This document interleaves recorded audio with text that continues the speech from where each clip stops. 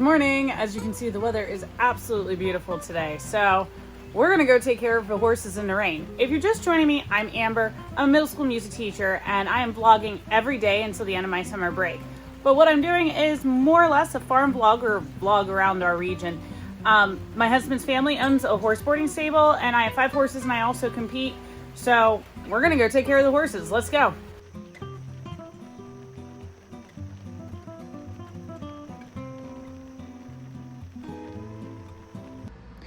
Nobody puts ankle deep in mud at 7 a.m. while questioning your life choices on the equestrian brochure. I know that when people think of horse farms, they think of this beautifully aesthetic, mostly rolling green fields, white fences, and everything just being beautiful and clean. And the truth is that is nowhere near the truth.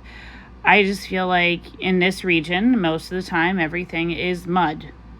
And mud's a real thing. And if you're going to own horses, especially around here, you better be used to mud. This isn't a region that you find a lot of flat level land in, so there's always going to be some sort of terrain, and horses walking around is absolutely going to erode your fields. Even if you have the appropriate amount of land per horse, it's still going to have pathways worn in it and everything else, and that's still going to lead to mud.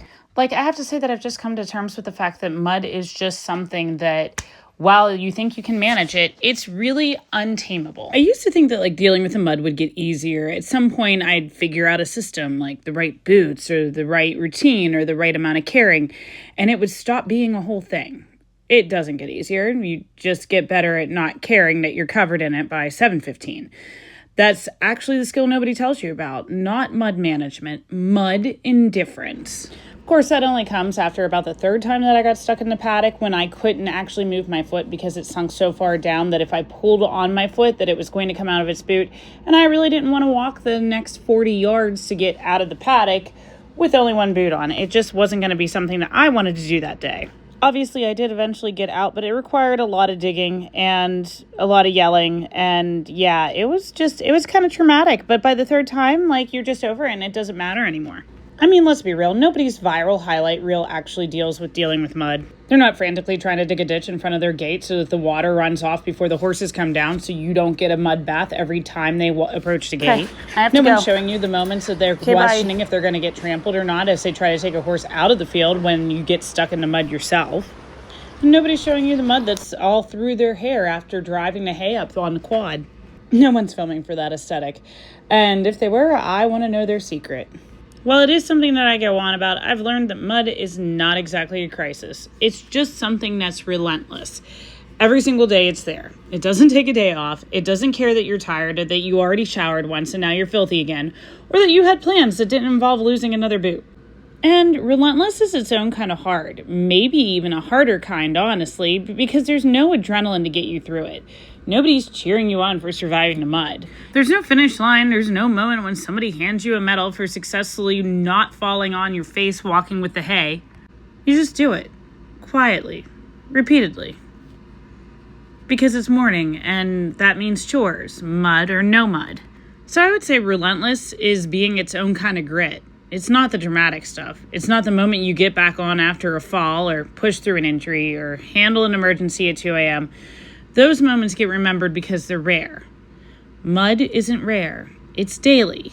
It's the grit nobody applauds because it doesn't look like anything. It just looks like a person in boots walking through the same mess they walked through yesterday and a day before and will walk through again tomorrow. But here's the real thing. The animals don't know that mud's an issue. They don't know that you're frustrated or that you already lost a boot this week or that your back hurts from fighting the gate. They just know that it's breakfast time, and there's something almost funny about that. How something so small and stubborn as a horse needs to eat is enough to get you out there every single morning. Mud or not, mood or not. It doesn't ask if you feel like it.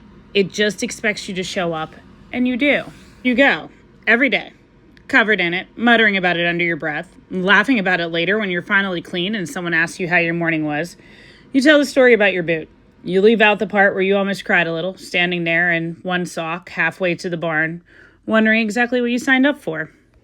But honestly, that's most of this life. It's not the hard days that define it. The dramatic ones, the scary ones, those pass and you talk about them for years. It's the relentless ones, the unremarkable, muddy, exhausting, quietly ridiculous ones that nobody warns you about and nobody posts about because there's nothing to post. Just mud and boots and a person who keeps showing up anyways. It's all for the love of the horse. That's the job. Mud and all. If you enjoy my content, go ahead and hit that subscribe button. I would love for you to continue to follow our farm adventures. I'm really enjoying creating content. So if there's something you'd like to see or questions you have, things you want to know, go ahead and comment.